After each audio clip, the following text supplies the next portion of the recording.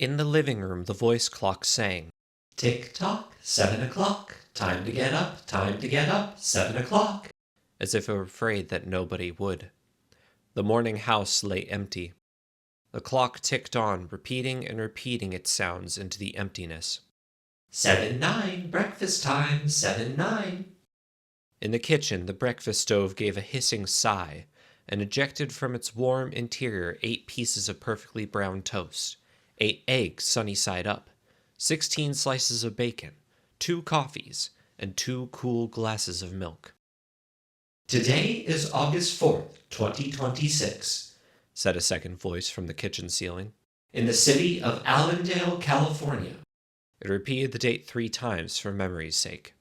"Today is Mr. Featherstone's birthday. Today is the anniversary of Toleda's marriage. Insurance is payable, as are the water, gas, and light bills."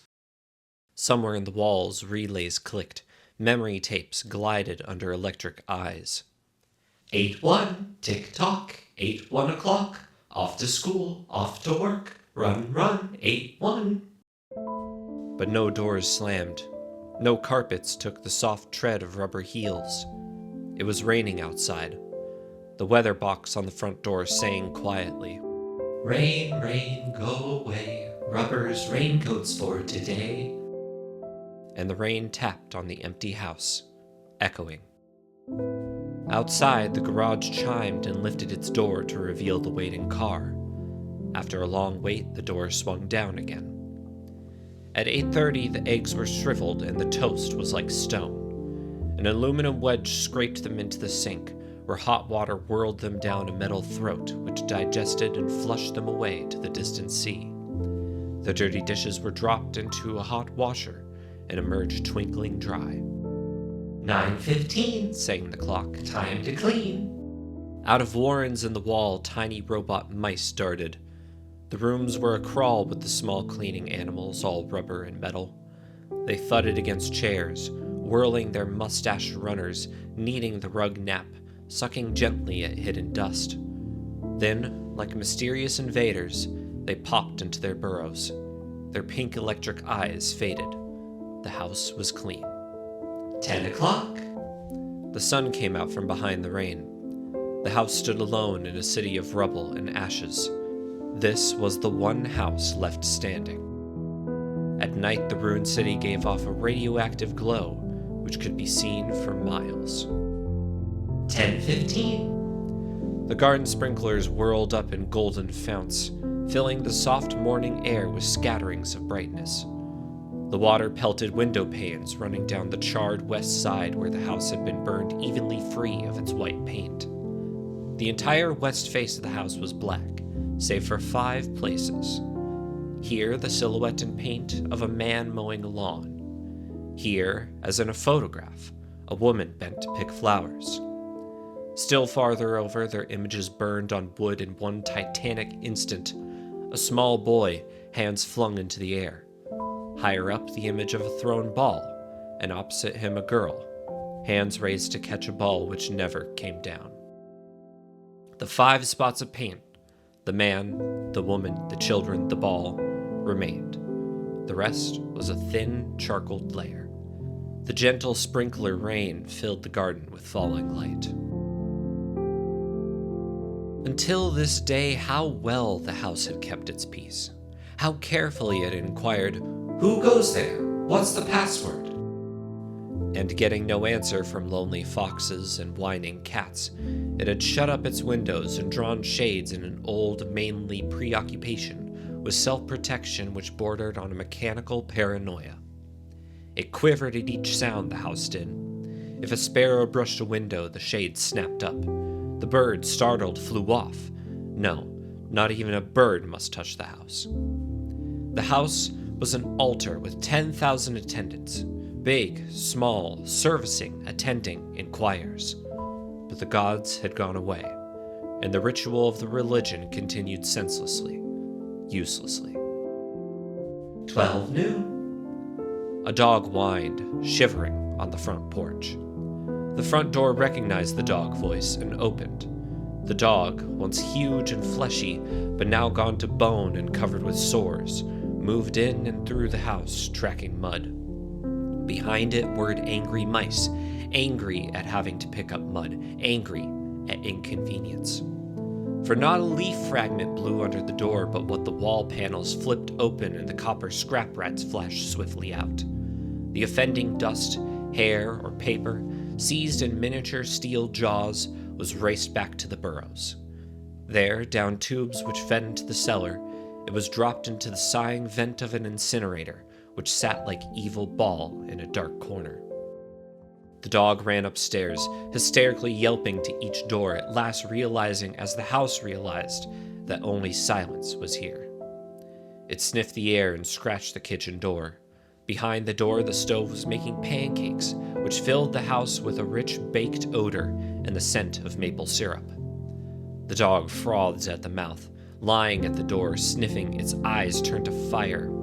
It ran wildly in circles, biting its tail, spun in a frenzy, and died. It lay in the parlor for an hour. 2 o'clock, sang a voice. Delicately sensing decay at last, the regiments of mice hummed out as softly as blown gray leaves in an electrical wind.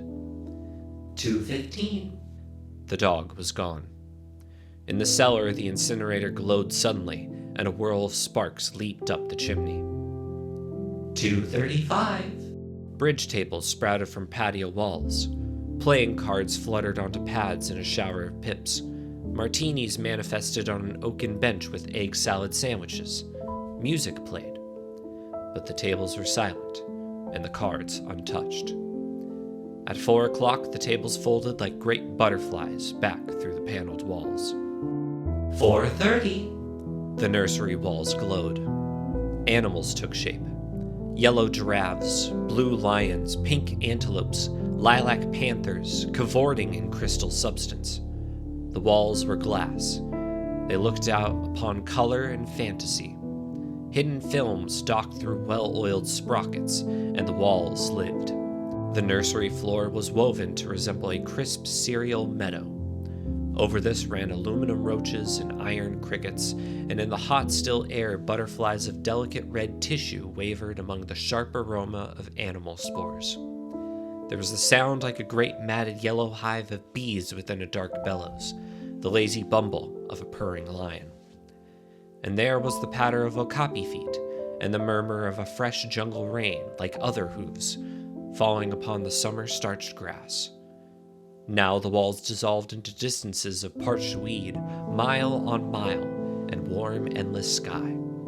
The animals drew away into thorn breaks and water holes. It was the children's hour. 5 o'clock. The bath filled with clear, hot water.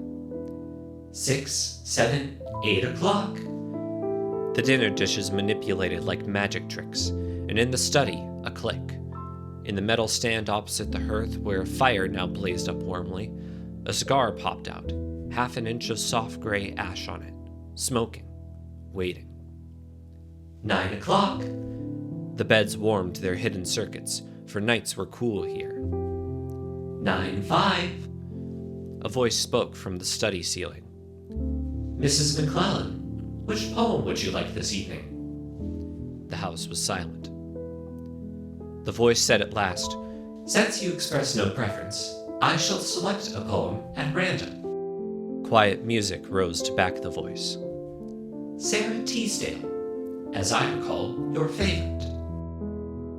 There will come soft rains and the smell of the ground, and swallows circling with their shimmering sound, and frogs in the pools singing at night, and wild plum trees in tremulous white.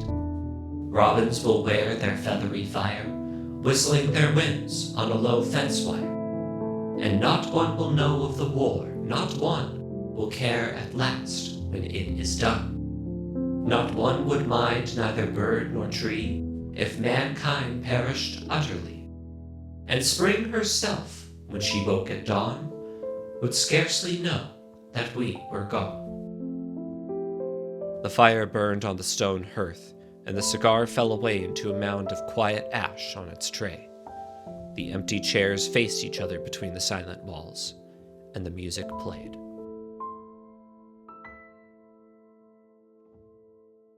At 10 o'clock, the house began to die. The wind blew. A failing tree bough crashed through the kitchen window. Cleaning solvent, bottled, shattered over the stove. The room was ablaze in an instant. Fire! Screamed a voice. The house lights flashed. Water pumps shot water from the ceilings, but the solvent spread on the linoleum, licking, eating under the kitchen door, while the voices took it up in chorus. Fire! Fire! Fire! The house tried to save itself. Doors sprang tightly shut, but the windows were broken by the heat, and the wind blew and sucked upon the fire. The house gave ground as the fire and 10 billion angry sparks moved with flaming ease from room to room and then up the stairs, while scurrying water rats squeaked from the walls, pistoled their water, and ran for more, and the wall sprays let down showers of mechanical rain. But too late. Somewhere, sighing, a pump shrunk to a stop. The quenching rain ceased. The reserve water supply, which had filled baths and washed dishes for many quiet days, was gone. The fire crackled up the stairs. It fed upon Picassos and Matisses in the upper halls like delicacies, baking off the oily flesh, tenderly crisping the canvases into black shavings. Now the fire lay in beds, stood in windows, changed the colors of drapes. And then reinforcements. From attic trapdoors, blind robot faces peered down with faucet mouths gushing green chemical. The fire backed off, as even an elephant must at the sight of a dead snake. Now there were 20 snakes whipping over the floor, killing the fire with clear, cold venom of green froth. But the fire was clever. It sent flames outside the house, up through the attic to the pumps there. An explosion. The attic brain which directed the pumps was shattered into bronze shrapnel on the beams. The fire rushed back into every closet and felt of the clothes hung there. The house shuddered, oak bone on bone, its bared skeleton cringing from the heat, its wire, its nerves revealed as if a surgeon had torn the skin off to let the red veins and capillaries quiver in the scalded air. Help! Help! Fire! Run! Run! Heat snapped mirrors like the brittle winter ice, and the voices wailed, Fire! Fire! Run! Run! like a tragic nursery rhyme. A dozen voices, high, low, like children dying in a forest, alone, alone. And the voices fading as the wires popped their sheathings like hot chestnuts. 1, 2, 3, 4, 5 voices died. In the nursery, the jungle burned. Blue lions roared, purple giraffes bounded off. The panthers ran in circles, changing color, and 10 million animals running before the fire vanished off toward a distant steaming river. 10 more voices died. In the last instant under the fire avalanche, other choruses, oblivious, could be heard announcing the time, playing music, cutting the lawn by remote-controlled mower, or setting an umbrella frantically out and in the slamming and opening front door. 1,000 things happening, like a clock shop where each clock strikes the hour insanely before or after the other. A scene of maniac confusion, yet unity. Singing, screaming, a few last cleaning mice darting bravely out to carry the horrid ashes away.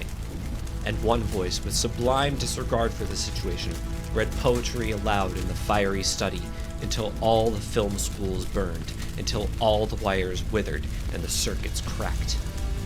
The fire burst the house and let it slam flat down, puffing out skirts of spark and smoke. In the kitchen, an instant before the rain of fire and timber, the stove could be seen making breakfasts at a psychopathic rate. 10 dozen eggs, 6 loaves of toast, 20 dozen bacon strips, which, eaten by the fire, started the stove working again, hysterically hissing. The crash. The attic smashing into kitchen and parlor. The parlor into cellar. Cellar into subcellar. Deep freeze, armchair, film tapes, circuits, beds, and all like skeletons thrown in a cluttered mound deep under. Smoke and silence. A great quantity of smoke.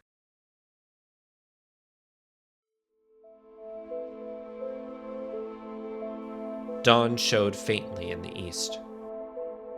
Among the ruins, one wall stood alone. Within the wall, a last voice said, over and over again and again, even as the sun rose to shine upon the heaped rubble and steam, Today is August 5th, 2026. Today is August 5th, 2026. Today is August 5th, 2026.